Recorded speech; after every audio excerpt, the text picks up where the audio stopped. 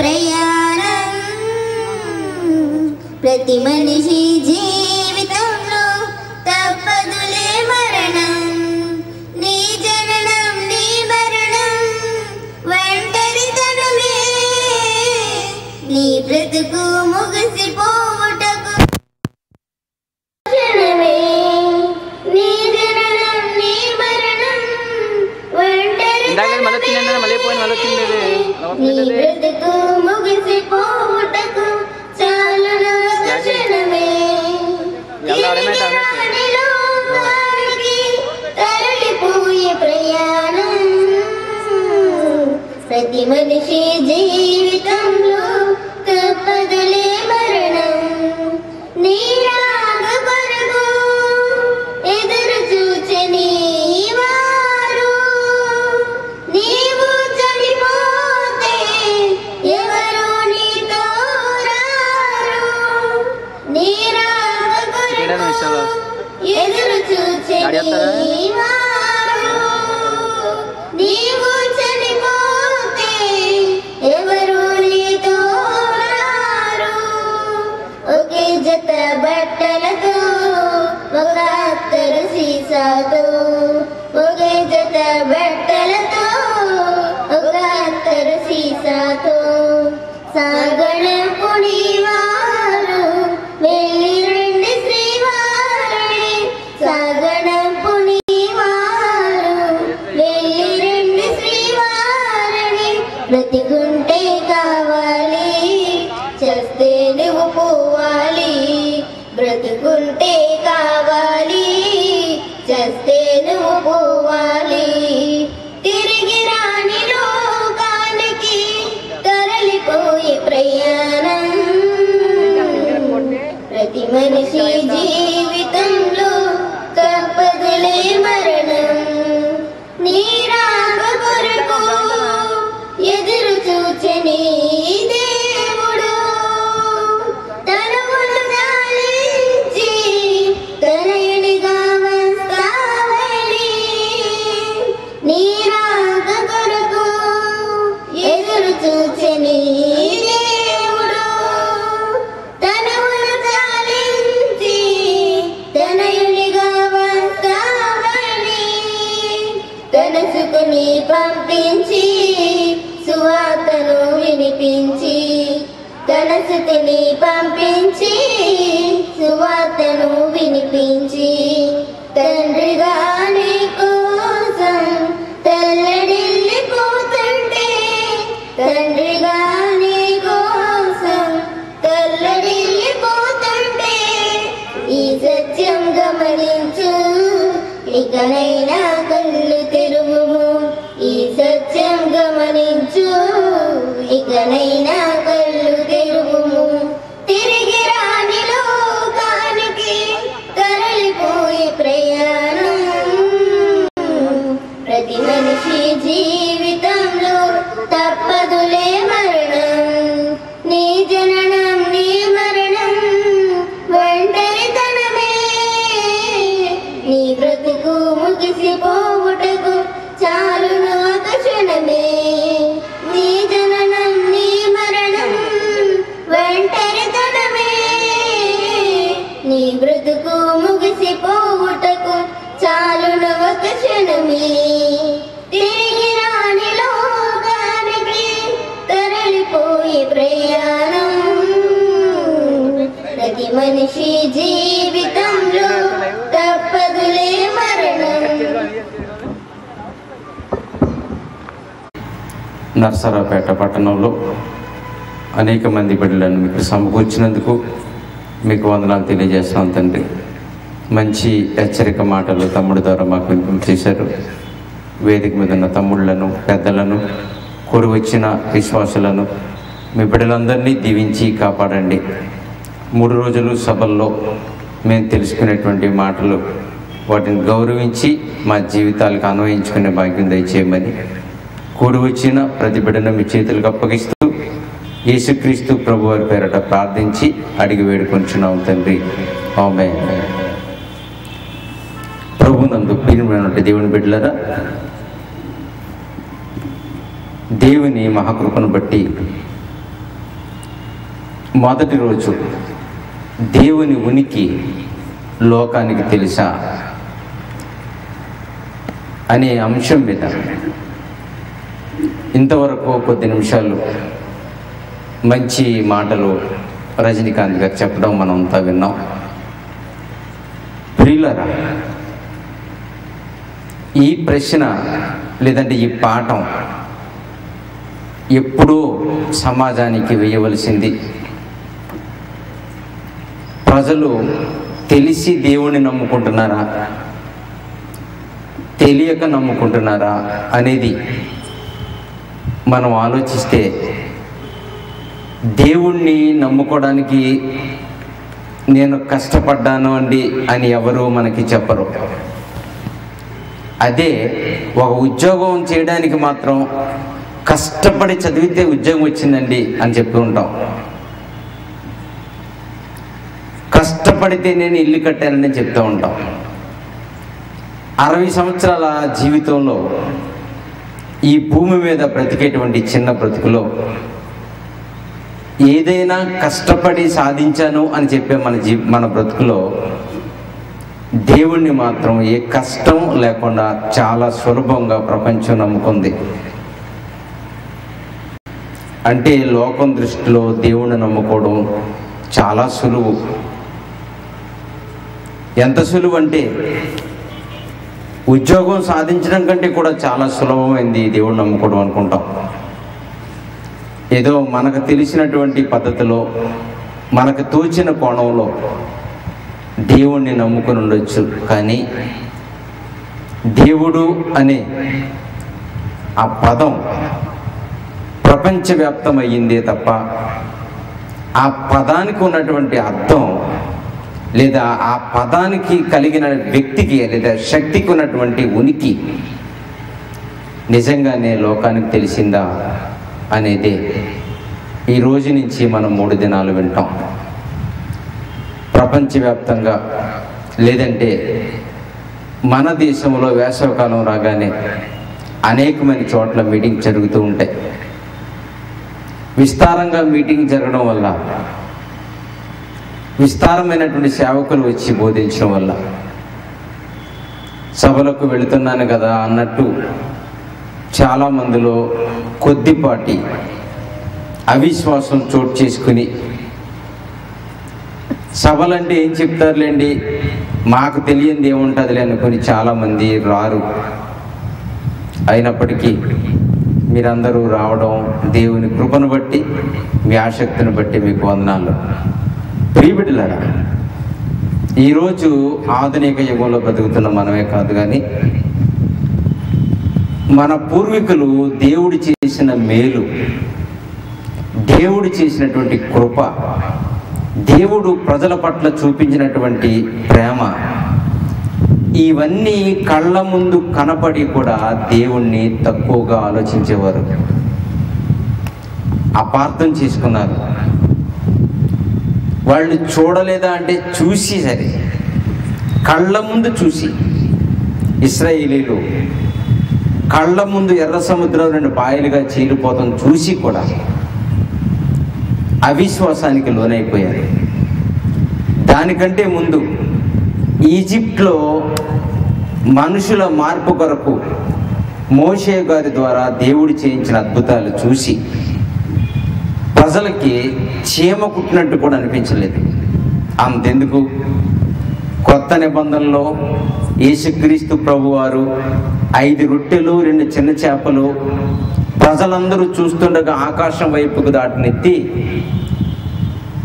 దేవుని స్తుతించి ఈ 5,000 మందికి పంచిపెట్టండి అని ఇస్తుంటే, నిజంగా అక్కడ కూర్చున్న వాళ్ళు ఈ 5 రొట్టెలు 5,000 మందికి సరిపడా ఫుడ్గా ఎలా మారాయని ఆలోచన కనుక వాళ్ళకుంటే భోజనానికి కూర్చోరు, ఆశ్చర్యపోయి కింద పడిపోదురు. ఎందుకంటే అది సాధారణమైన సంగతి కాదండి. 2 చిన్న చేపలు 5 రొట్టెలు 5,000 మందికి పంచారంటే నిజంగా అక్కడ ఉన్న ప్రజలు ఆలోచనలోకి వెళ్ళిపోవాల, తర్వాత ఆకలి చచ్చిపోవాల చూసి. ఆకలి మర్చిపోవాలి, కానీ ఎవ్వరికి చీమ కుట్టినట్టు కూడా అనిపించలేదు. శుభ్రంగా లైన్లో కూర్చొని కడుపు నిండా తినేసి వెళ్ళిపోయారు. దీన్ని బట్టి మనకేమర్థమైంది? పూర్వకాలంలో ఉన్న ఇశ్రాయేలీయులు దేవుని గురించి కళ్ళ ముందు అద్భుతాలు చూసిండి కూడా వాళ్ళు ఆలోచించలేదు. కొత్త నిబంధనలో ప్రభువారు ప్రజలందరూ చూస్తుండగా ఆయన అద్భుతాలు చేసిన ప్రపంచం పట్టించుకోలేదు, ఆలోచించలేదు. ఇలాంటి ప్రజలకి దేవుని యొక్క ఉనికి, ఆయన మనస్సు, ఆయన వ్యక్తిత్వం, అసలు ఆయన ఎవరో అనేది లోకానికి తెలిసిందా అనేటువంటి డౌట్ తప్పనిసరిగా మనందరికీ రావాలి.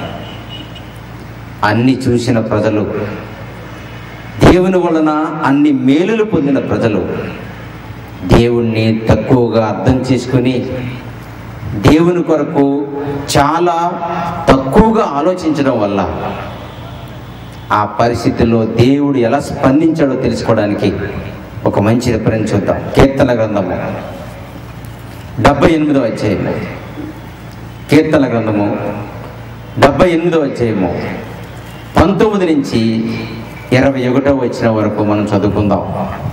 కీర్తన గ్రంథములో 78వ అధ్యాయము 19 నుంచి 21వ వచనం వరకు. ఈ అరణ్యములో దేవుడు మాకు భోజనాన్ని సిద్ధపరచగలడా అని అడుగుతున్నారండి ఇశ్రాయేలీయులు. అరణ్యములో దేవుడు మాకు భోజనం పెట్టగలడా అని అడుగుతున్నారు.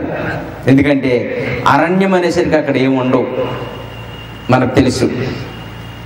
కంటి ముందు చెట్లు, చేమలు, ఇసుక, కొండలు, రాళ్ళు తప్ప భోజన హోటళ్ళు, కిళ్ళీ షాపులు, టిఫిన్ హోటల్స్ ఇలాంటివి ఏముండవు. అలాంటి పరిస్థితుల్లో ఈజిప్ట్ నుంచి కనాను దేశానికి ప్రయాణం చేస్తున్న సందర్భంలో ఇశ్రాయేలీయులు నడిచి వస్తుంటే ఆకలితో అలమటించిపోయి వాళ్ళకి డౌట్ వచ్చింది. ఏంటండి, ఈ అరణ్యములో దేవుడు మాకు భోజనాన్ని సిద్ధపరచగలడా? ఇదేం ఊరు కాదు కదా, ఇది జనసంచారం జరిగేటువంటి చోటు కాదు కదా, మనుషులు ఎవ్వరూ లేని ఈ అరణ్యంలో ఇలాంటి చోట దేవుడు మాకు అన్నం పెట్టగలడా అనేటువంటి అనుమానం వచ్చింది. దేవుడు మరి ఇంతకు ముందు చేసిన అద్భుతాలు ఏమైనా వీళ్ళకి జ్ఞాపకం వచ్చాయా? దేవుడు పలానాది చేశాడు కదా, లేదంటే ఎర్ర సముద్రం పాయల కింద విడిపోయింది కదా, దానికంటే ముందు మరి ఈజిప్ట్లో ఇన్ని అద్భుతాలు చేశాడు కదా, మన పితరులు చెప్పుకునేవారు కదా. ఇంత అద్భుతాలు చేసినప్పుడు, లేదంటే నోవాహు జలప్రళయ కాలంలో ఇంతటి మహావర్షాన్ని కురిపించి ప్రజల్ని చంపేశాడు కదా, ఆకాశం నుంచి అగ్నిగంధకాలు కురిపించాడు కదా, ఇవన్నీ మరి ఏమైపోయినాయి? అవన్నీ చేసిన దేవుడు ఇంతమంది ప్రజలకి పడేడు అన్నం పెట్టలేడా అనే నమ్మకం, అనే విశ్వాసం, దేవుడు మమ్మల్ని పోషించగలడు అనే ఆయన మనసు నిజంగానే వాళ్ళకి తెలియలేదు. బానిసలుగా బ్రతుకుతున్నప్పుడు మమ్మల్ని విడిపించు తండ్రి అని ఏడ్చారు. పరాయి దేశంలో పొరుగువారుగా ఉండి కఠినమైన దాస్యం చేస్తున్నప్పుడు కష్టాలకు ఓర్చుకోలేక కన్నీళ్లు పెట్టారు, ఏడ్చారు. వాళ్ళ ఏడుపులు వినే కదా దేవుడు వాళ్ళని బయటికి తీసుకొచ్చాడు. వాళ్ళు బాధను అర్థం చేసుకునే కదా దేవుడు వాళ్ళ మీద ప్రేమ చూపించాడు. అయినా వాళ్ళకి ఏం అర్థం కాలేదు, ఆయన మనసు వాళ్ళకి తెలియలేదు. మళ్ళీ బయటికి రాగానే శోధించడం మొదలుపెట్టారు. దేవుణ్ణి ఎంత తక్కువగా అర్థం చేసుకున్నారో చూసారా? ఈ అరణ్యములో దేవుడు మాకు భోజనం సిద్ధపరచగలడా? వారు దేవునికి విరోధంగా మాట్లాడారు. అంటే ఆయన ఉనికి, ఆయన మనసు, లేదంటే ఆయన యొక్క శక్తి సామర్థ్యాలు వాళ్ళు ఇంకనూ చూసుండి కూడా వాళ్ళు ఆలోచించలేకపోతున్నారు. అరణ్యంలో అన్నం పెట్టగలడా అని శోధించారంట. ఆయన బండను కొట్టగా నీళ్లు ఉబ్బుకాయండి. దాహం వేస్తుందంటే అదిగో కళ్ళ ముందు కనపడుతున్న రాతిని కొట్టవయ్యా నీళ్లు వస్తాయని చెప్పినప్పుడు రాళ్లలో నీళ్లు ఉంటే ఎప్పుడైనా చూసారమ్మా మీరు? రాయి తీసుకుని ఇలా చెవి దగ్గర ఇలాగల ఊపితే నీళ్ళు గలగలమంటాయా కొబ్బరికాయలో ఊగినట్టు? రాళ్లలో నీళ్ళు ఉంటాయి అసలు. అయినా రాళ్ళని కొడితే నీళ్లు ఉప్పుకాయి, ఏర్లై పారాయి, కడుపు నిండా తాగారు. ఇవన్నీ చూశారు. నీళ్లు కాలువలై పారెను. ఆయన ఆహారం ఇవ్వగలడా? ఆయన మాకు ఆహారం ఇవ్వగలడా? ఆయన తన ప్రజలకు మాంసమును సిద్ధపరచగలడా అని వారు చెప్పుకుంటున్నారంట. ఏంటమ్మా, ఏ భోజనం అంట? నాన్ వెజిటేరియన్ అండి. మాంసాహార భోజనం దేవుడు మాకు పెట్టగలడు అంటున్నారు. పోనేదో 6 లక్షల మంది, తక్కువ మంది ప్రజలు కదండి వాళ్ళు. ఏదో ఒక 500 మంది కాదు, పెళ్లికి వచ్చినట్టు 500 మంది రాలేదండి. 6 లక్షల మంది సుమారుగా ఉన్నారు, ఇంకెక్కువగా ఉన్నారు. ఇంతమందికి ప్రజలు చూసేసరికి ఏదో పూట గడుపుకోవడానికి బయటికి పోవడానికి దేవుడు మాకు ఏదో చిన్న సాంబార్ పోసో, పప్పన్నం వేసో, లేదా పెరుగు పోసో ఒక అన్నం పెట్టగలడు అంటం లేదు. అసలు అడవిలో అన్నం దొరకడమే ఆశ్చర్యం అనిపిస్తే, ఆ అడవిలో మళ్ళా మాంసం అంట. అడవిలో మామూలు భోజనం దొరకడమే చాలా కష్టం. అలాంటిది అరణ్యములో మళ్ళీ మాకు దేవుడు మాంసం పెట్టగలడా అంటున్నారు. ఈ మాటలు వినిపించి నాయకుడు వెళ్ళి దేవుని దగ్గర ఇచ్చాడు. ఇలాగంటున్నారు నీ ప్రజలు, ఒకలా ఇద్దరా? ఇన్ని లక్షల మందికి ఎక్కడి నుంచి నేను భోజనం పెట్టనయా అన్నారు. పెడితే కానీ మోషే, నువ్వు బాధపడకు, వీళ్ళందరికీ కడుపు నిండా భోజనం పెడితే కానీ అని చెప్పాడు. మాంసం కూరే పెడదాం అన్నాడు. అప్పుడు వాళ్ళు తినడానికి మాంసం ఎక్కడి నుంచి వచ్చిందో తెలుసండి? అంతకుముందు ఇన్ని అద్భుతాలు చేశాడు. కొన్ని అద్భుతాలు చేసిన పక్కన పెడితే, కటిక దరిద్రాన్ని అనుభవిస్తున్న వాళ్ళని స్వేచ్ఛా జీవులుగా బానిస శృంఖలాల నుంచి విడిపించి బయటికి తీసుకొస్తున్నాడే, వెట్టి చాకిరీ చేసుకునే వాళ్ళ నుంచి విడిపించి బయటికి తీసుకొస్తున్నాడే, కనీసం ఆ ప్రేమ, ఆ మమకారమైన లేకుండా, కనీసం దేవుణ్ణి అర్థం చేసుకునే మనసు వాళ్ళకి లేకుండా దేవుణ్ణి అడుగులో శోధించ మొదలుపెట్టాడు. అలా శోధిస్తున్న ప్రజలకి మాకు దేవుడు మాంసం పెట్టగలడా అని అడిగితే తప్పనిసరిగా పెడిదిగానన్నాడు. దేవుని దగ్గర మోషే మొరపెట్టినప్పుడు వాళ్ళకి కడుపు నిండా మాంసాహారాన్ని సిద్ధపరిచాడు. ఎలా వచ్చాయి, ఎన్ని వచ్చాయి? నీళ్లు చుక్కలే దొరకని అరణ్యములో కడుపు నిండా తినడానికి అన్నం, కడుపు నిండా రుచిగా తినడానికి మాంసం ఎక్కడి నుంచి వచ్చింది? ఎవరిచ్చారు? అలా ఇచ్చిన ఆయన సామర్థ్యం ఏంటి? ఆయన క్యారెక్టర్ ఏంటి? ఆయన ఉనికి ఏంటి? అసలు ప్రియులరా, దేవుణ్ణి శోధించడం తప్ప దేవుని అర్థం చేసుకోవడం ఈ సమాజానికి తెలీదు. మనకేదైనా కష్టం జరిగితే వెంటనే దేవుణ్ణి శోధిస్తాం. కష్టం కలిగించకూడదు దేవుడు. మేలు మీద మేలు, మేలు మీద మేలు, సుఖం మీద సుఖం, సుఖం మీద సుఖం, సంతోషం మీద సంతోషం, లాభం మీద లాభం ఇచ్చేయాలి తప్ప మధ్య మధ్యలో ఒక చిన్న బాధ, చిన్న శోధన, చిన్న దుఃఖం అలా పెడితే కుదరదు. అప్పుడు వాళ్ళకి కుదరదు, ఇప్పుడు మనకే కుదరదు. దేవుడు అంటే కేవలం ఆశీర్వాదాలకి నిలయం అనుకుంటాం. దేవుడు అనగానే కేవలం మనల్ని పెంచి పోషిస్తున్న వాడు మాత్రమే. అందుకే దేవుడంటే ఇచ్చేవాడని, భక్తుడంటే అడిగేవాడని మాత్రమే మనుషులు అర్థం చేసుకున్నాం. ప్రియులరా, మాకు మాంసాన్ని పెట్టగలడా అని అడిగితే పెట్టాడా? సంఖ్యాకాండం 11వ అధ్యాయం 31వ వచనం చదవండి ప్రియులరా. సంఖ్యాకాండములో 11వ అధ్యాయము 31వ వచనం నుంచి 31వ వచనం చదువుకుందాం. సంఖ్యాకాండము 11వ అధ్యాయము 31వ వచనం నుంచి. తరువాత యెహోవా సన్నిధి నుండి ఒక గాలి బయలుదేరి సముద్రము నుండి పూరేళ్లను రప్పించి పాళెము చుట్టూ ఈ ప్రక్కను ఆ ప్రక్కను ఒక దిన ప్రయాణమంత దూరములో భూమి మీద 2 మూరల ఎత్తున వాటిని పడవేశాడు. అడిగారు కదా మాంసం పెట్టగలడని. ఎంతమందికి అండి? ఎన్ని లక్షలమ్మా? 6 లక్షల మంది కంటే ఎక్కువ. అందులో పిల్లలు కాక 6 లక్షల మంది. మరి పిల్లలు ఏమన్నా తక్కువ తింటారా? పిల్లలకి మాంసం కావాలి, పెద్దలకి మాంసం కావాలి కదండి. ఇన్ని లక్షల మందికి మాంసం కావాలంటే ఏం చేశాడంట? ఆరోగ్యవంతమైన మనిషి ఒక రోజు ఎంత దూరం నడవగలడు అంత దూరం. ఒక మనిషి రోజుకి ఒక 20 కిలోమీటర్లు నడిచాడు అనుకోండి, 20 కిలోమీటర్ల దూరం వరకు భూమి మీద నుంచి 2 మూరల ఎత్తులు వచ్చి పడ్డాయంట పూరేళ్ళు. భూమి మీద నుంచి 2 మూరల ఎత్తులో ఒక మనిషి నడవగలలేనంత దూరం వరకు ఎక్కడ చూసినా గుట్టలు గుట్టలుగా పడున్నాయి పూరేళ్ళు, పిట్టలు. ఎలా వచ్చాయి? ఒక్క మాట అంటేనే వచ్చి పడిపోయినాయే. ఈరోజు 500 మందికి మాంసం కూరతో భోజనం పెట్టి పెళ్లి చేయడం ఎంత కష్టమో జమీందారులు సహితం ఆలోచిస్తారు పిల్లరా. అలాంటిది లక్షల మందికి విందు చేసేవాళ్ళు ఎవరుంటారు చూడండి. అలాగ దేవుడు అడిగిన ప్రకారంగా అందరికీ మాంసాన్ని కురిపించాడు. అడవిలో మాకు దేవుడు ఆహారం పెట్టగలడా అనే మాట దేవునికి బాధ కలిగించింది. అదండి దేవుడిని వాళ్ళు అర్థం చేసుకున్నది. అలాగని అంతవరకు దేవుడు వాళ్ళకి అద్భుతం చేయలేదా? అసలు వాళ్ళ బ్రతుకులో ఆశ్చర్యకార్యమే చూడలేదా? దేవుడిని అర్థం చేసుకునే మనసు వాళ్ళకి లేదా? దేవుడు అంటే ఏంటో వాళ్ళకి తెలిసిందా? దేవుని మనసు ఏంటో వాళ్ళకి అర్థమైందా?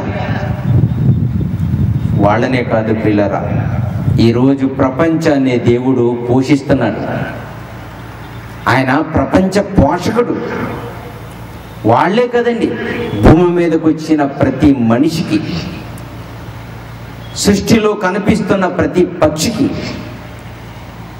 భూమి మీద బ్రతుకుతున్న ప్రతి జీవరాశికి, అటు సముద్రాల్లోనూ, ఇటు నేల మీద, అటు ఆకాశములో, ఈ కదులుతూ తిరుగుతూ మనకి కనిపిస్తూ కనిపించని ఎన్ని లక్షల జీవరాశులు ఉన్నాయో వీటన్నిటినీ క్షేమంగా సస్యశ్యామలంగా పోషిస్తున్నది దేవుడే తప్ప మనుషులు ఎవ్వరూ వీటిని పోషించలేరు.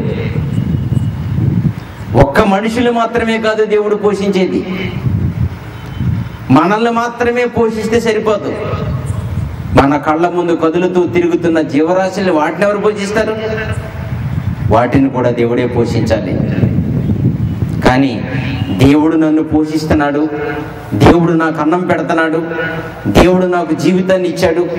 ఆ దేవుడు ఎవరో, ఆయన ఎక్కడుంటారో, ఆయన ఎలా ఉంటారో, ఇంతమందిని పోషించే శక్తి సామర్థ్యం ఆయనకి ఎలా వచ్చిందో, అసలు ఆయన ఉనికి ఏంటి, ఇంతమందికి ధారాళంగా ఇవ్వగల ఆయన శక్తి ఏంటి, అసలు ఆయన ఎవరు,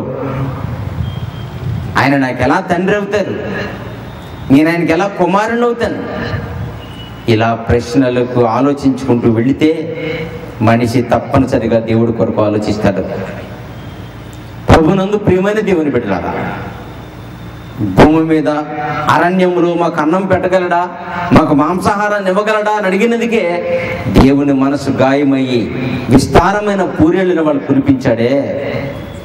అంటే మనుషులకు మాత్రమే భోజనం పెడుతున్నాడు అనుకునే మనసున్న వాళ్ళని బట్టి ఆలోచించుకుంటే ఆయన పోషిస్తున్నది మనల్ని ఒక్కళ్ళనే కాదు. ఇవన్నీ మనకు తెలియాలని, ఆయన సామర్థ్యం మనకు అర్థం కావాలని, ఆయన దాతృత్వం, ఆయన మనసు మనుషులుగా బ్రతుకుతున్న మనకు తెలియాలని ఇలాంటివి ఎన్నో సంగతులు బైబిల్ గ్రంథంలో రాయించాడు.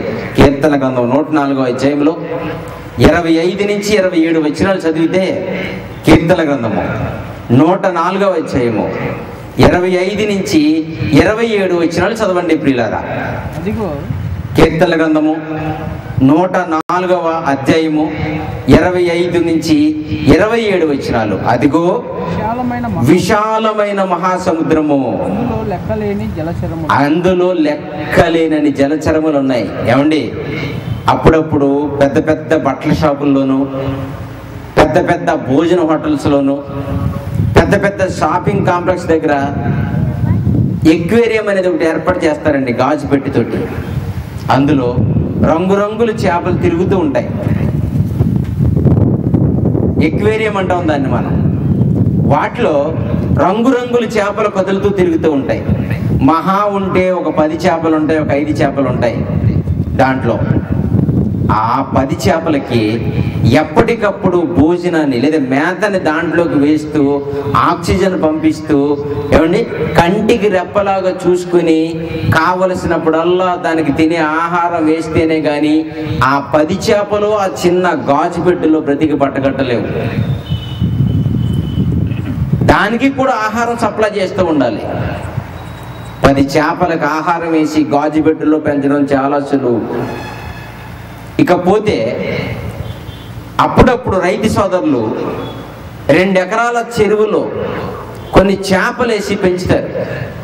ఆ చేపలు తినడానికి మధ్యలో కర్ర కట్టి ఆ కర్రకి ఒక బస్తా సంచిని కట్టి దాంట్లో మేత పెట్టి మధ్య మధ్యన కర్రలు పెట్టి వదిలేస్తారు. ఇవి చేపలు తిరుగుతూ వచ్చి ఆ సంచిని పొడుచుకుని దాంట్లో ఉన్న మేతను తిని తిరుగుతూ చక్కగా పెరుగుతూ ఉంటాయి. ఒక ఎకరం చెరువులో చేపలు పెంచడం ఈజీ, లేదా 10 ఎకరాల చెరువుల్లో చేపలు పెంచడం సులువు. కానీ సముద్రాలలో ఉన్నటువంటి జీవరాశులు ఉన్నాయి చూసారా, ఎన్ని ఉంటాయంటారండి? సముద్రాన్ని జల్లెడ పట్టినట్టుగా పట్టి ఈ రోజు వరకు అన్ని సముద్ర తీర ప్రాంతాలలో ఏ దేశంలో ఏ గ్రామంలో సముద్రం ఉందో సముద్రం ఉన్న ప్రతి చోట పెద్ద వలలు తీసుకెళ్లి విస్తారంగా చేపలు పట్టి అమ్మిన కాడికి అమ్ముతున్నారు. మిగిలిపోయిన ఎండబెట్టేసి కోళ్లు పొరలకి వేసేస్తున్నారు. గుట్టలుగా సముద్రాల నుంచి చేపలు పడుతున్నా ఇంకా గుట్టలు చేపలు మిగిలిపోతానే ఉన్నాయి లోపల. అంటే సముద్రాలలో ఉన్న మత్స్య సంపద ఎంత పెద్దది, సముద్రాలలో ఉన్న జీవజాతులు ఎన్ని లక్షలు ఉన్నాయి. అమ్మో 2 ఎకరాల చెరువులో ఉన్న చేపలకు మేత వేయడానికి తల ప్రాణం తోక్కొచ్చేస్తుంది. వాటికి ఫీడింగ్ సప్లై చేయడానికి చాలా కష్టమైపోతుంది. కానీ మహాసముద్రాలలో ఉన్న జీవరాశులు ఉన్నాయి చూసారా, చిన్నవి పెద్దవి చెప్తున్నాడు. అదిగో విశాలమైన మహాసముద్రము, అందులో లెక్కలేనన్ని జలచరములు ఉన్నాయి. ఎన్ని రకాలండి చేపలు చూసారండి. మహాసముద్రాలలో ఏమున్నాయంట?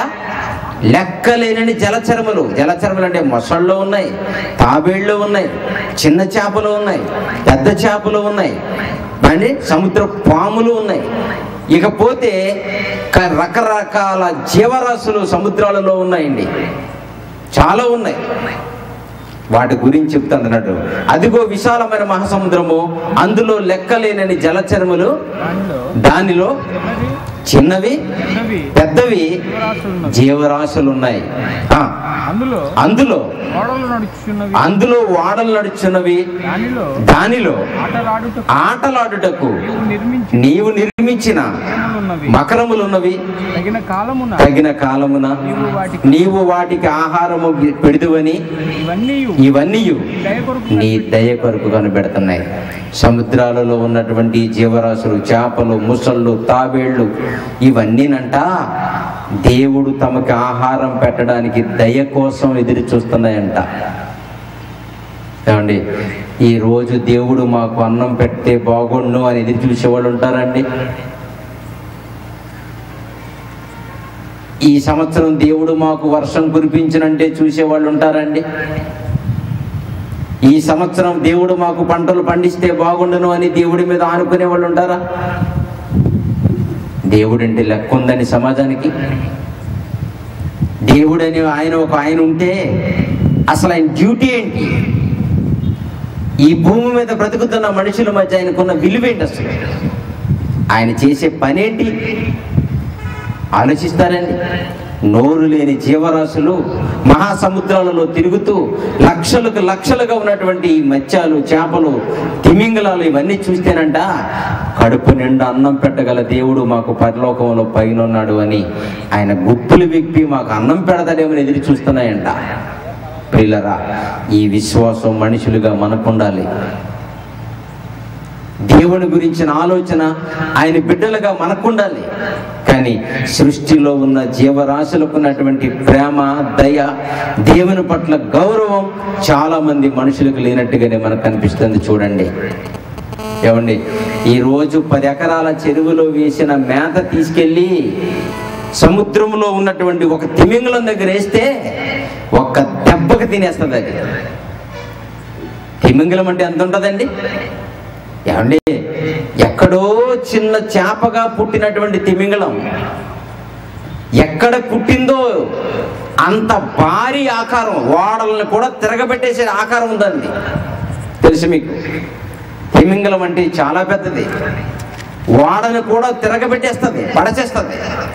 అంత పెద్ద ఆకారం వచ్చే వరకు దానికి అంత శరీరం రావాలంటే ఎంత భోజనం అవసరం చూడండి దానికి. అంత పెద్ద చేపను పెంచడానికి ఎంత ఫుడ్ పెట్టాలో తెలుసండి. ఇంత భారీ ఆకారం కలిగినటువంటి ఈ తిమింగలాన్ని పోషించడానికి ఎన్ని కేజీల లేదా ఎన్ని టన్నుల మేత వేయాలో ఆలోచించండి. పోనీ ఒక తిమింగలమే ఉంటుందా సముద్రంలో? చిన్న చేపలు కానీ నూకలేస్తే తినేసి వెళ్ళిపోతుంది, చిన్న చేపకి అన్ని మెతుకులేస్తే తినేసి వెళ్ళిపోతుంది. కానీ ఎన్ని వందల ఎన్ని వేల తిమింగలాలు ఉంటాయి ప్రపంచవ్యాప్తంగా, ఎన్ని మొసళ్ళు ఉంటాయి, ఎన్ని తాబేళ్లు ఉంటాయి, ఎన్ని పెద్ద పెద్ద షార్క్ చేపలు ఉంటాయి. మరి అన్నిటినీ పెట్టాలంటే భూమి మీద ఏ రైతు సరిపోతాడో? ఇవన్నిటినీ పోషించాలంటే ఏ మనిషి పోషించగలడు? ఎఫ్సిఐ గోడౌన్స్లో ఉన్న బియ్యం అన్ని వేసిన చాలా వాటికి, రైతు సోదరులు పండిస్తున్న పంటలన్నీ తీసుకెళ్లి సముద్రంలో పారేసినా సరిపోవట్లకి. మరి ఎలా బ్రతుకుతున్నాయి? ఎవరు పోషిస్తున్నారు? ఎవరు వాటిని పోషించే ఆ నాయకుడు? ప్రపంచానికి కనిపించిన వారు, ప్రపంచ మనుషుల మనసుకు అర్థం కాని ఒక ఆయన ఉన్నాడు. ఆయనే దేవుడు. ఆయన కేవలం మనుషులను మాత్రమే పోషించగలడు అనుకుని ఈ అరణ్యంలో మాకు అన్నం పెట్టగలడు అడిగారే. మనుషులు మాత్రమే కాదు, సృష్టిలో ఉన్న సకల జీవరాశుల్ని పోషిస్తూ వాటి ధర్మం ప్రకారంగా కడుపు మంట తీరుస్తున్న దేవుని ఉనికి ఈ ప్రపంచంలో ఎందరికి అర్థమైందో ఆలోచించండి ప్రియులారా. దేవుని గురించి ఏమీ తెలుసుకోకుండా దేవుణ్ణి మాత్రమే నమ్ముకుని కాలక్షేపం కోసం చర్చికి వెళ్ళిపోయేవాళ్ళు కొందరైతే, దేవుడు లేడు అనుకుని వాళ్ళ కోసమే బ్రతికి చచ్చిపోయేవాళ్ళు మరికొందరైతే. ఇలాగ బ్రతకాలని దేవుడు మనిషికి భూమి మీద జీవితం ఇచ్చింది. ఇలాంటి విషయాలు తరిచి ఆలోచించినప్పుడు ఆయన సామర్థ్యం మనకు అర్థమవుతుంది. ఇలాంటి విషయాలు చదువుకొని దీన్ని మనం డెప్త్గా ఆలోచించుకున్నప్పుడు ఆయన శక్తి, ఆయన సామర్థ్యం ఏంటి మనకు తెలుస్తుంది. ఆయన బలం ఏంటి, అసలు ఆయన జ్ఞానం ఏంటి, ఆయన చేసిన ఈ సృష్టి ఏంటి. ఈ సృష్టిని ఆయన కాకపోతే అసలు మరి ఎవరు పోషించగలరు? ఎవరి తరం ఇది? 2 ఎకరాల చేపల చెరువులో చేపలకి మేత వేయడానికే ఉన్నవన్నీ అమ్మేసుకుని పెంచుకుంటున్నామే. సముద్రాలలో పెరుగుతున్న మహామత్స్యాలకి సైతం కడుపు నిండా అన్నం పెట్టగల సామర్థ్యం కలిగిన మనిషి ఎవరి ప్రపంచంలో? అంత సామర్థ్యం మనుషులకి ఎవరికి లేదు. అంత తెలివి, అంత జ్ఞానం, అంత బలం, అంత ప్రాపర్టీ మనిషికి ఎవరికి లేదు. ఒకే ఒక్కడున్నాడు వాటిని జీవరాశిని పోషించే తండ్రి. మరి ఆయన గురించి తెలుసుకోవద్దా? పరలోకం వెళ్ళి తెలుసుకుంటామా? పరలోకానికి వెళ్ళి తెలుసుకునేవి కొన్ని ఉంటాయి, భూమి మీద ఉండగా తెలుసుకోవాల్సినవి కూడా కొన్ని ఉన్నాయి. అక్కడ తెలుసుకోవాల్సినవి అక్కడికి వెళ్ళి తెలుసుకోవాలి, ఇక్కడ తెలుసుకోవాల్సినవి ఇక్కడ తెలుసుకోవాలి. అమ్మ నాన్న లేకుండా దేవుడు ఎలాగొచ్చాడు? దేవుడి కంటే ముందు ఎవరు లేకుండా ఎలాగొచ్చాడు? అసలు ఆయన ఎవరు? ఆయనకు అంత తెలివి ఎక్కడిది? ఆయనకు అంత బలం ఎక్కడిది? ఈ సృష్టిని ఇలా కట్టాడే, ఏ ప్రొక్కలైను, ఏ ట్రిప్పరు, ఏమండి, ఏ బుల్ రోజరు లేదా ఏ క్రేన్లు లేకుండా ఇంత నిర్మాణం ఎలా జరిగింది? ఇలాంటి మనుషుల ఊహకు అందని కొన్ని ఉంటాయి. అవి అక్కడికి వెళ్ళి తెలుసుకోవాలి ఆయన చూసి. కానీ జీవితం ఎందుకు ఇచ్చాడు? ఇలా ఇవ్వడంలో ఆయన మనసు ఏంటి? ఆయన శక్తి ఎంత? ఆయన సామర్థ్యం ఎంత? కనీసం మన కళ్ళ ముందు చేసిన ఇన్ని వస్తువులు, ఇన్ని జీవరాశులు బ్రతుకుతున్నాయే, అవి మనకంటే గొప్పగా దేవుడి కోసం ఆలోచిస్తున్నాయే. అలా ఉన్నాయంటే ఆయన ఎవరు అనేవి కొన్ని విషయాలైనా భూమి మీద మనం తెలుసుకోకుండా మట్టిలో కలిసిపోతే, ఏమీ తెలుసుకోకుండా భూమి మీదకి వచ్చి చచ్చిపోతే మనకంటే తక్కువ వివేకం కలిగిన జీవరాశులే గొప్ప అనిపిస్తాయి. అలా ఉండకూడదు. సృష్టిలో ఉన్న అన్ని జీవరాశుల కంటే మనం గొప్పవాడమైనప్పుడు సృష్టిలో కంటే ఉన్నటువంటి మీకంటే ఏ జీవరాశి గొప్పగా ఉండడానికి వీల్లేదు. ఆలోచనలోనైనా మీరే గొప్పగా ఆలోచించాలి. దేవునికి మహిమ తీసుకురావడంలోనైనా మీరే మహిమ తీసుకురావాలి. దేవునికి ఉన్నతమైన స్థానం ఇవ్వాలన్నా మీరే ఇవ్వాలి. కానీ మన స్థానం పడిపోయింది. జీవరాశులు ఆయన దయ కొరకు ఎదురు చూస్తున్నాయంట. అంతేకాదండి, ఈ మధ్యకాలంలో ఫారం కోళ్ళు, బ్రాయిలర్ కోళ్ళు ఎక్కువైపోవడం వల్ల, కోళ్ళు అనేది వ్యాపారం బాగుండడం వల్ల పంట పొలాలని కూడా కోళ్ళు ఫారాలుగా మార్చేశారు. ఎక్కడ చూసినా విపరీతమైన కోళ్ళు ఫారాలు కనబడుతూ ఉంటాయి. కోళ్ళు ఫారాల్లో కోళ్ళకి మేతేయడానికి కూడా రైతులు లక్షల రూపాయలు ఖర్చు పెడుతూ ఉంటారు. లక్షలు ఖర్చు పెడుతూ ఉంటారు. తెలుసు మీకు? ఒక చిన్న ఇంటిలో కోళ్ళుల ఫారం వేసి ఆ ఫారంలో ఉన్నటువంటి ఒక 500 కోళ్ళు లేదా ఒక 1000 కోళ్ళని పెంచడానికి, మేపడానికి చాలా మేత కావాలి, చాలా ఫీడింగ్ ఇవ్వాలి వాటికి. అది కూడా చాలా కష్టం, రైతులకి చాలా కష్టం. పిల్లరా, ఇలాంటి పరిస్థితుల్లో దేవుడు చెప్తున్న ఒక మాట చదువుదామా? మత్తయి సువార్త 6వ అధ్యాయం 26వ వచనం చూడండి పిల్లరా. మత్తయి గారు రాసిన సువార్తలో 6వ అధ్యాయం 26వ వచనం. ఆకాశ పక్షులను చూడుడి. మత్తయి గారు రాసిన సువార్తలో 6వ అధ్యాయం 26వ వచనం. ఆకాశ పక్షులను చూడుడి, అవి విత్తవు కోయవు కొట్లలో కూర్చుకొనవు, అయినను మీ పరలోకపు తండ్రి వాటిని పోషించున్నాడు. ఏంటండి? కోళ్ళ ఫారాల్లో కోళ్ళుగా దేవుడు పోషించేది అది ఈజీ. కోళ్ళ ఫారాల్లో కోళ్ళు పెట్టి పోషించడం ఏమండి? మరి మేము చూసామండి, కొన్ని జూ పార్క్కి వెళ్ళినప్పుడు మేము చూస్తూ ఉంటాం. ఆస్ట్రేలియా పక్షుల్ని, న్యూజిలాండ్ పక్షుల్ని, ఇండియాలో దొరికే కొన్ని పక్షుల్ని, ఇలాంటి చిన్న చిన్న పక్షుల్ని తీసుకెళ్ళి చిన్న ఇల్లు లాంటి దాంట్లో కట్టి అందులో పెట్టి దానికి ఒక జామకాయో లేదా దానికి ఒక అరటిపండు, దాని దగ్గర కొన్ని గింజలు నూకలు ఏవో వేసి పెంచుతూ ఉంటారు. ఈజీ, చాలా ఈజీ.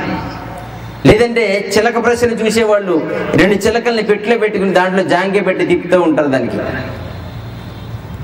పక్షులను పోషించడం అంటే చిన్న పెట్టిలో చిలకను పెట్టి జాంకాయ పెట్టి వెళ్ళిపోవడం కాదు. ప్రపంచంలో ఇన్ని రకాల పక్షులను ఆలోచించండి. ఎన్ని రకాల పక్షులు ఉన్నాయంటారు? గ్రద్దలు, కాకులు, పిచ్చుకలు, పావురాలు, కొంగలు, గోరింకలు.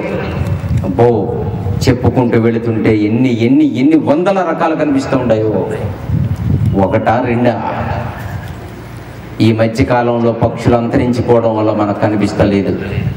నా చిన్నతనంలో ఎక్కడైనా ఏదైనా పశువు చచ్చిపోతే, ఒక కుక్క కానీ ఒక గేదె కానీ చచ్చిపోతే రోడ్డుకి ఊరికి అవతల పారేసేవారు దాన్ని. ఎప్పుడైతే ఒక డెడ్ బాడీ, ఒక పశువు యొక్క మృతదేహం వచ్చి పడిందో, బలమైన పెద్దవి రాబందులు వచ్చేవండి. చాలామంది చూస్తుంటారు. రాబందు అనగానే ఇప్పుడున్న చిన్నపిల్లలకు తెలియదు అది. ఒక నా మాట జరగ చూడండి వాళ్ళని. ఇప్పుడున్న ఓ 15 సంవత్సరాలు 14 సంవత్సరాల పిల్లలకు రాబందులు అంటే తెలియవు. కానీ రాబందు అంటే నాకు తెలుసు, పెద్దలుగా ఉన్న మీకు తెలుసు. ఇప్పుడు 12 సంవత్సరాలు 14 సంవత్సరాల పిల్లలకు రాబందులు తెలియవు. ఎందుకు తెలియవు? లేవు, అంతరించిపోయినాయి. చిన్నతనంలో ఎక్కడైనా ఒక డెడ్ బాడీ పడుందంటే చాలు వచ్చేసి వాలేవి నిమిషాల ప్రకారంగా తినేసి ఎగిరిపోయి. మనుషులు ఏం చేసేవి కాదు, పెద్ద పెద్ద ఆకారాలు. అలాంటివన్నీ అంతరించిపోయినాయి. ప్రియులరా, కాకుల్లో ఇన్ని లక్షలు, కొంగల్లో ఇన్ని లక్షలు, పావురాల్లో ఇన్ని లక్షలు, గ్రద్దలు, ఇలాగ పక్షుల జాతులు చూస్తే ప్రపంచంలో ఉన్న పక్షులన్నిటినీ ఒక చోటకు ప్రోగు పెడితే, ప్రపంచవ్యాప్తంగా ఉన్న పక్షులన్నింటినీ ఒక చోటకు తీసుకొస్తే వాటిని మేపడానికి ఏ రైతు సరిపోతాడో. చిన్న కోళ్ల ఫారంలో ఒక 500 కోళ్ళకే మేత పెట్టాలంటే చాలా కష్టపడుతూ పోషిస్తున్నటువంటి మనుషులున్న ఈ ప్రపంచంలో స్వేచ్ఛగా తిరుగుతున్న ప్రపంచవ్యాప్తంగా ఉన్న పక్షులు ఎన్ని ఉంటాయి? ఎంత విస్తారం! దేవుడు అంటున్నాడు, ఆకాశ పక్షులను చూడండి, అవి విత్తవు కోయవు, వాటి పంటలు అవి పండించుకోవు, వాటి కొట్లలో అవి కూర్చుకోవు, వాటి గింజలు మిల్లిగా వేసుకోవు, వాటికి తెలివి లేదు. అయినను మీ పరలోకపు తండ్రి వాటిని పోషిస్తున్నాడు. ఎన్నాటిని ఏమా? మీ పరలోకపు తండ్రి వాటిని పోషిస్తున్నాడు. ఎన్నాటిని? కోళ్ళ ఫారంలో కోళ్ళలాగా 1000 కోళ్ళని పోషిస్తున్నాడా? 1000 కొంగల్ని పోషిస్తున్నాడా? బో, మనుషులు లెక్క పెట్టలేము. మనం లెక్క పెట్టలేని విస్తారమైన పక్షులను పోషించడానికి అంత సామర్థ్యం ప్రపంచంలో ఎవరికి ఉంది? ఎవరి వల్ల కాదు. ఇవన్నీ ఎలా పెరుగుతున్నాయి? వీటిని పోషించేది ఎవరు? ఇన్ని జీవరాశులకి మేత పెడుతున్నాడంటే ఆయన ఎవరు? అసలు అంత తెలివైన మహానుభావుడు ఎవరు? ఆయన ఎక్కడుంటారు? ఆయన మనకి ఇష్టం ఇవ్వడానికి ఆయన ఎక్కడి నుంచి వస్తుంది? ఇలాగ దేవుడి కొరకు ఏ మనిషి ఆలోచిస్తాడో వాళ్ళే దేవుడి కొరకు భయపడి బ్రతుకుతారు. కనీస విశ్వాసం అండి. అడక్క మునిపి అన్నం పెట్టి, దాహం వేస్తే దాహం నీళ్ళిచ్చి, పీల్చుకోవడానికి గాలిచ్చి, అరికాలు మొదలుకొని నడినెత్తి వరకు మనిషి అవసరాలన్నీ తీరుస్తూ 24 గంటలు మనకి క్షేమాన్ని అనుగ్రహించిన దేవుడు. ఆయన కొరకు మనం ఆలోచించకపోవడం మన పొరపాటండి, చాలా తప్పు. ఇన్ని మనకి ఏ కాలంలో కావాల్సినవన్నీ సప్లై చేస్తున్నా సరే మనుషులు ఆయన గురించి తెలుసుకోకపోవడం, ఆయన గురించి ఆలోచించకపోవడం, ఆయనకి ఏం కావాలనేది పట్టించుకోకపోవడం చాలా చాలా పొరపాటు ప్రియులారా. అందుకే అరణ్యములో మాకు ఆహారం సిద్ధపరచగలడా అని అడిగిన మనుషులు మిమ్మల్ని మాత్రమే కాదు, నేను జీవరాశులను పోషిస్తున్నాను, పక్షులు పోషిస్తున్నాను, జంతువులు పోషిస్తున్నాను, సముద్రాలలో ఉన్న మత్స్యాలు పోషిస్తున్నాను. నేను పోషిస్తున్న విధానంలో సకల జీవరాశుల్ని పోషించే అంత సామర్థ్యం భూమి మీద ఎవరికి ఉందని అడుగుతున్నాడు దేవుడు. ఎవరికి ఉంది ఇంత సామర్థ్యం అడుగుతున్నాడు. ఇన్ని జీవరాశులకి ఆకలి తీర్చగలుగుతున్నానంటే నేనేంటి? నన్ను ఎప్పటికీ ప్రపంచం అర్థం చేసుకుంటుంది. నేను ఎప్పటికీ ప్రజలకు తెలుస్తాను. బ్రతికుండగా నేను అర్థం కాకపోతే మానవ జీవితం ఏమైపోతుంది? మనిషి బ్రతికి ఏమైపోతుంది? అసలు ప్రియులారా, ఈ భూమి మీదకి మనం వచ్చి సాధించవలసింది ఏంటో తెలుసండి? దేవుని ఉనికి ఆయన అర్థం చేసుకోవాలి. ఆయన తెలుసుకోకపోతే నాకు ప్రాబ్లం అనుకుంటున్నారా? సామెతల గ్రంథం 8వ అధ్యాయం 35 వచనం చూడండి.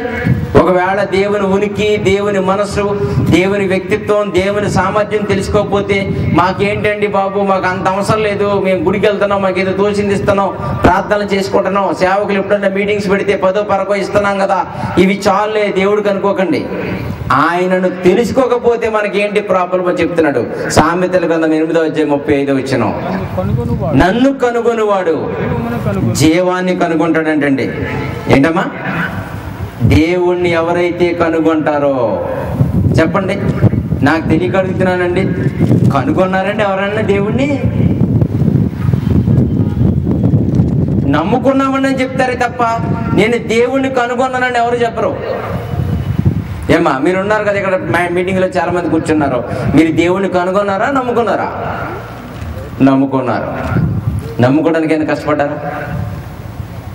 నమ్ముకోవడానికి ఎంత కష్టం ఉంటుందండి? నమ్ముకోవడానికి కష్టం ఉంటుందండి, కనుగొనడానికి కష్టం ఉంటుంది. కనుగొంటాకే కష్టం ఉంటుంది. ఒక ఆయన భూమికి గురుత్వాకర్షణ కనుగొన్నాడు. అంటే ఆయనకి చూస్తే తెలిసిపోలేదు. కనుగొనడం అంటే చూస్తే కనపడిపోదు. ఒక వస్తువును పైకి వేస్తే కిందకు వస్తుందని ఆలోచించి దాని మీద ఎన్నో ప్రయోగాలు చేసి, ఎన్నో సూత్రాలు రూపొందించి, ఎన్నో థీసిస్ చేస్తేనే కానీ ఆయనకి ఆకర్షణ అనే శక్తి ఆయనకి తెలియలేదు. కనుగొనడం కష్టం, నమ్ముకోవడం చాలా ఈజీ. చూసారా? ప్రపంచమంతా దేవుణ్ణి నమ్ముకున్నారే తప్ప మానవ పరిశీలనలో ఎవ్వరికీ దేవుడు దొరకలేదు. అంటే దేవుడు అని ఆయన పరిశీలించి తెలుసుకునే వస్తువు కాదనుకున్నారు. అందుకే ఎవరు కష్టపడరు. ఉద్యోగం కొరకు కష్టపడినంత కష్టం కూడా దేవుడి కోసం కష్టపడరు. ఇల్లు కట్టుకోవడానికి పడినంత కష్టం కూడా దేవుడి కోసం కష్టపడరు. పెళ్లి కూతురిని వెతుక్కోవడానికి పడినంత కష్టం కూడా దేవుడి కోసం కష్టపడరు. ప్రపంచంలో ఈజీగా సంపాదించేది దేవుడు ఒక్కటే అనుకుంటున్నారు. అలాంటి వాళ్ళకి దేవుడు అర్థమవుతాడా? అలాంటి వాళ్ళు సాగిస్తున్నది భక్తి అంటారా? తెలియక మనం చేసేది దాన్ని అలా దేవుడు మరి ఆయన టేకప్ చేస్తారో చెప్పండి? దాన్ని ఎలా ఆయన స్వీకరిస్తారో చెప్పండి? నన్ను కనుగొనేవాడు జీవాన్ని కనుగొంటాడు. యెహోవా కటాక్షము యెహోవా యొక్క కటాక్షము వానికి కలుగును. వానికి కలుగును. నన్ను కొనుగొనివాడు నన్ను కనుగొనని వాడు తనకే హాని చేసుకుంటాడు. ఒకవేళ మనం చచ్చిపోయే లోపులో మీ పరిశీలనలో మీకు ఎవరికైనా దేవుడు దొరకకపోతే, అంటే ఆయన మనసు మీకు అర్థం కాకపోతే, ఆయన ఉనికి మీకు తెలియకపోతే మీకే హాని చేసుకుంటారంటున్నాడు. ఏంటి ఆ హాని? చిన్నప్పుడు స్కూల్లో మాస్టర్ హోంవర్క్ ఇస్తే చేయకపోతే గోడ కుర్చీ వేయించేవారు. పీరియడ్ అయ్యే వరకు గోడకు జారబడి నుంచోడు, వంటకాలతో నుంచుండేవాళ్ళు. అది పనిష్మెంట్. హోంవర్క్ చేయని వాడు శిక్ష అనిపిస్తారంటే అర్థం ఏంటి? పీరియడ్ అయ్యే వరకు గోడకు జారబడి నుంచోవాలి. లేదంటే ఒక మాస్టర్ దగ్గరికి పిలిచి హోంవర్క్ చేయకపోతే జుట్టు పట్టుకుని మొట్టుకాయలు వేసేవాడు. ఏమండి, తప్పు చేస్తే పెద్దలు ఎలా చిన్న చిన్నగా శిక్షిస్తారు, మహా గట్టిగా కొడితే చేతులు వాసిపోయేలా కొడతారు. దేవుడు అంటున్నాడు, నన్ను కనుగొనని వాడు తనకే హాని తెచ్చుకోండి. అర్థమేంటి? ఈ హాని ఏంటి? దేవుడు మనకు కూడా ఈ చెంప మీద ఈ చెంప మీద కొట్టి పొమ్మంటాడా? మాస్టర్ లాగా ఆయన కూడా గోడ కుర్చీ వేయిస్తాడా? లేదంటే ముట్టుకాయలు వేస్తాడా? గుంజీలు తీయిస్తాడా అంటారా? ఇలాంటివి కాదండి. ఒకవేళ మన పరిశీలనలో, మన బ్రతుకు ముగింపులో దేవుడు గనక మనకు దొరకకపోతే ఆయన విధించే శిక్ష నిత్య నాశనం, పాతాళపు ఘోష. ఆలోచించాలి. ఇంత బాధ్యత మన మీద ఉన్నప్పుడు, ఇంతగా దేవుణ్ణి అర్థం చేసుకోవాలనుకున్నప్పుడు, ఇదంతా ఎవరి కోసం చెప్పాడు? ఇదంతా ఎవరు మనసులో మార్పు కోసం దేవుడు బోధించాడు? ఆయన పరలోకంలో ఉండి సుఖపడుతున్నాడు అనుకుని ఈ సమాజానికి, ఇన్ని జీవరాశులను పోషించడానికి ఆయన ఎంత ఆలోచిస్తున్నాడు? ఎక్కడి నుంచి వస్తున్నాడు? అసలు ఎంత కష్టపడ్డాడు? ఇవన్నీ అర్థం చేసుకోకపోతే ఆయన కోసం మనం బ్రతకలేము. ఆయన నమ్ముకున్నట్టు నటిస్తామే తప్ప చచ్చిపోయే లోపు నిజ జీవితాన్ని ఆయనకి సమర్పించలేము. అందుకే దేవుణ్ణి నమ్ముకున్న తర్వాత కూడా నటించేవాళ్ళు ఎక్కువ, వాస్తవాన్ని వాస్తవంగా జీవించేవాళ్ళు చాలా తక్కువ. నటించేవాళ్ళు ఎక్కువ, నిజాన్ని నిర్భయంగా బ్రతుకులో అన్వయించుకున్నట్టు జీవించేవాళ్ళు చాలా తక్కువ.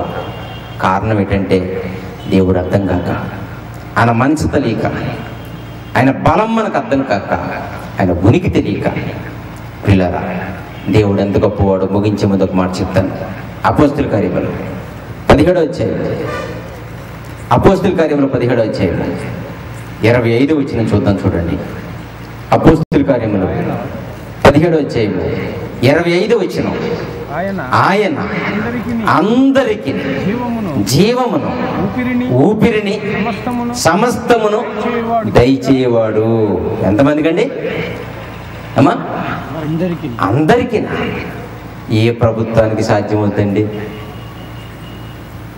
కిలో రూపాయి బియ్యం అందరికీనా అండి? పేదలకా? అందరికి ఇవ్వలేరా? ఇవ్వలేరు. అందరికి ఇవ్వలేరు. ప్రపంచ ప్రజలందరికీ ఇచ్చేటువంటిది ఏమీ లేదు. అందరికీ పాపం చూడండి, వరదలు వచ్చినప్పుడు, పంటలు నష్టపోయినప్పుడు రైతు సోదరులు, ప్రభుత్వం మమ్మల్ని ఆదుకోలేదండి, మమ్మల్ని ఆదుకోలేదు అంటారు. ఎన్నిసార్లు? ఒక తుఫానా, 2 తుఫాన్లా? ఒక ప్రమాదమా, 2 ప్రమాదాల? ఒక విపత్తా, 2 విపత్తులా? ఎక్కడి నుంచి చేస్తారు? ఎన్నిసార్లు ఇస్తారు? ఎంతమందికి ఇస్తారు? అందరికి ఇచ్చేవి ఏమి ఉండదు. ఒకవేళ ఇల్లు కట్టి పెట్టినా అందరికీ కట్టలేరు, కొంతమందికే. ప్రపంచం అందరినీ పోషించలేదు, అందరి బాగోగులు చూడలేదు, అందరికీ అన్ని సమకూర్చడం చాలా కష్టం. కానీ భూమి మీద విరివిగా దొరికే వస్తువులే అందరికీ ఇవ్వలేనప్పుడు దేవుడిచ్చే వస్తువులు ఎక్కడ దొరకవు. అవేంటో తెలుసా? అందరికీ జీవం. ఎక్కడుంటుందండి జీవం? ఎక్కడుంటుందండి ఇది ఇవ్వడానికి? ఎక్కడిది ఊపిరి? ఎక్కడిది జీవం? కళ్ళ ముందు కనపడుతున్నది అందరికి అందలించలేనప్పుడు మనిషి మేధాశక్తికి అందనటువంటి ఈ ఊపిరి, ఈ ప్రాణం, లేదంటే ఈ జీవం అనేది అందరికీ ఇస్తాడంటే దేవుడు ఇచ్చాడు గనుకని అందరూ కదులుతూ తిరుగుతూ బొమ్మల్లాగా భూమి మీద కనిపిస్తున్నాం. అందరికీ జీవం ఇచ్చేటంత శక్తి అండి అయింది, అందరికీ ఊపిరి పోసేటంత సామర్థ్యం అండి దేవుడిది. అమ్మో, ఈ రకంగా చూస్తుంటే ఆయన ఏదో ఒక పెద్ద తరిగిపోని గనిలా ఉన్నాడు, తరిగిపోని గనిలా ఉన్నాడు ఆయన. వజ్రాలకు గని ఉంటుంది, బంగారానికి గని ఉంటుంది, ఏమండి మరి గ్యాస్ ఉత్పత్తి అవడానికి ఒక గని ఉంటుంది, బొగ్గుకు ఒక గని ఉంటుంది. ఉపయోగించుకునే వస్తువులను వాడుకోవడానికి భూమి మీద ఎన్నో రకాల గనులు ఉన్నాయి. కానీ ప్రపంచంలో జీవరాశులన్నీ కదలడానికి జీవాన్ని ఉత్పత్తి చేసే గని దేవుడు. అదిగో అక్కడి నుంచి, ఆయన నుంచి మనకి జీవరాశులకి వచ్చింది జీవం. ఇది విచిత్రమైనది, ఇది కనిపించనిది, కానీ కదిలించేది. ఈ కదిలించే ఈ జీవం మనుషులు ఎవ్వరూ ఇవ్వలేరు, మనుషులు వశం కాదు. అందుకే ప్రాణం పోయినవాడు కదలికలు ఆగిపోతే తీసుకెళ్తే, చచ్చిపోయిన వాడిని తీసుకెళ్లి శ్మశానంలో పారేయగలరే తప్ప దానికి మళ్ళా గ్యాస్ తగ్గిపోతే లేదా గాలి తగ్గిపోతే టైర్కి గాలి పెట్టినట్టు చచ్చిపోయినాడికి మళ్ళా జీవం పెట్టలేడు ఎవడను. ఇది అక్కడ నుంచి వచ్చింది, ఆయన నుంచి మనకు వచ్చింది.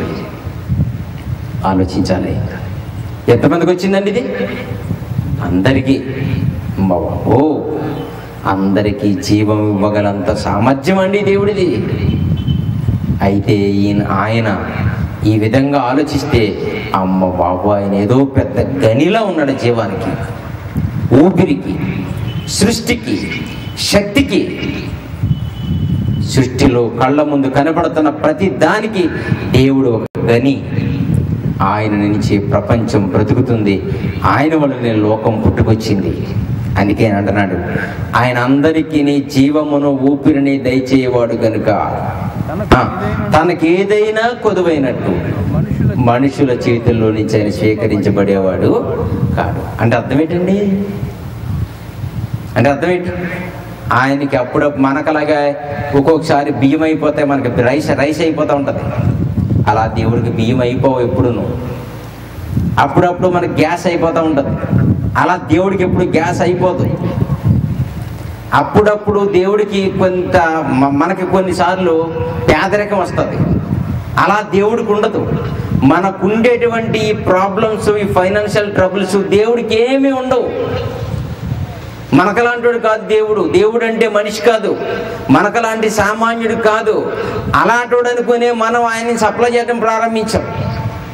మనకలాంటి సామాన్యుడే దేవుడు అనుకుని దేవుని ఉనికి తెలియక మనం దేవుని పెంచడానికి బయలుదేరాం. ఈ మధ్యకాలంలో దేవుని పోషించడానికి, దేవుని పెంచడానికి, దేవునికి ఒక మందిరం కట్టడానికి, ఇలాంటివి దేవుడి కోసం ఆలోచించడానికి చాలా మంది బయలుదేరారు. అందుకే నిర్మోహమాటంగా చెప్తున్నాడు, ఏమన్నాడు? ఆయన అందరికీ ఊపిరి ప్రాణమును దయచేవాడు కనుక తనకేదైనా కొదువు ఉన్నట్టు మనుషుల చేతుల్లోంచి స్వీకరించబడేవాడు కాడు. మనిషి కాదు. ఆయనకి మీకున్న లోటుపాట్లు ఉండవు. మీ చేత చేయించుకునే పనులు ఆయనకి ఏముండవు. మీరు ఆయనకి తలస్నానం చేయించడం అవసరం లేదు, మీరు ఆయనకి కాళ్ళు పట్టడం అవసరం లేదు, మీరు ఆయనకి బాత్రూమ్కి తీసుకెళ్ళి మరి కాళ్ళు కడగడం అవసరం లేదు ఆయనకి, మీరు ఆయనకి అన్నం తినిపించడం అవసరం లేదు, మీరు ఆయనకి పేర్లు చూడడం అవసరం లేదు. ఆయన ముసలోడు కాదు, నడవలేనాడు కాదు దేవుడు అంటే. మీ చేత ఆయన్ని పనులు చేయించుకునే చిన్నోడు కాదు, ఆయన వృద్ధుడు కాదు, పేదోడు కాదు. ఆయనకి ఏం కొదువు ఉండదు. ఆయనే కావలిస్తే ప్రపంచానికి ఇస్తున్నాడు. దేవుడు అంటే అది. ఇలాగెవరిని ఆలోచించారా? ఇలాగెవరిని ఆలోచిస్తారా దేవుడి కొరకు? దేవుడికి ఏదోటి ఇవ్వాలి, దేవుడికి ఏదోటి ఇచ్చేసి ఆయన దగ్గర మార్కులు కొట్టేయాలంటారు. ఇంతకీ మనం ఇచ్చేవన్నీ దేవుడివే. కడుపు మండిపోయి ఒకసారి అడిగాడు ఈ మాట. కీర్తన గ్రంథం 50 వచ్చాయి, 10 నుంచి 12 వచ్చిన చూద్దాం. ఇలాగే మనుషులందరూ దేవుడు అవసరాలు తీరుస్తున్నాం అనుకుని దేవుడు మా కాళ్ళ కిందే పడుండడు అనుకున్నప్పుడు దేవుడు అడిగిన మాటకు అర్థాన్ని, భావాన్ని ఆలోచిద్దాం. కీర్తన గ్రంథము 50 వచ్చాయి, 10 నుంచి 12 వచ్చిన చూడండి పిల్లల. కీర్తన గ్రంథము 50వ అధ్యాయము 10 నుంచి 12 వచనాలు. అడవి మృగములన్నీ 1000 కొండల మీద పశువులన్నీ నావే కదా. పశువులు ఎవరు అండి? గేదెను కొనుక్కుంటాం, ఇంటికి కట్టేసుకుంటాం. ఎవరిది? దేవుడిది అంటారండి. ఎవరిది? మాది. ఒకసారి పోయింది అనుకోండి, అది అమ్మ మా గేదె కనపడిందా, మా బర్రె కనపడిందా అంటారు మీరు. అందుకని దేవుడు గేదె పోయిందా కనపడింది అంటారా? అది పనదది. కోడిని కొనుక్కుంటే కోడి నాది, కుక్కను కొనుక్కుంటే కుక్క నాది, ఏమండి గేదె కొనుక్కుంటే గేదె నాది అంటాం. నాది నాది అని చెప్పుకొని గర్వపడుతున్న మనకి దేవుడు అంటున్నమాట తెలుసా? అడవి మృగములన్నీ 1000 కొండల మీద పశువులన్నీ నాయే కదా. అంటే అర్థం ఏంటి? నాది నాకే పారేస్తున్నారు, నా పశువుని తీసుకొచ్చి నాకే బలిస్తున్నారు. కొండలలోని పశువులన్నీ నేను ఎరుగుదును, పొలములోని పశువాదులు నా వశమై ఉన్నవి, లోకమును దాని పరిపూర్ణతయు నావే. నేను ఆకలి కొనను. చూసారండి? ఇవన్నీ ఎవరి అండి? మీరు దేవుడికి ఇచ్చే బలి ఇచ్చే మేక ఎవరిది? ఆయింది.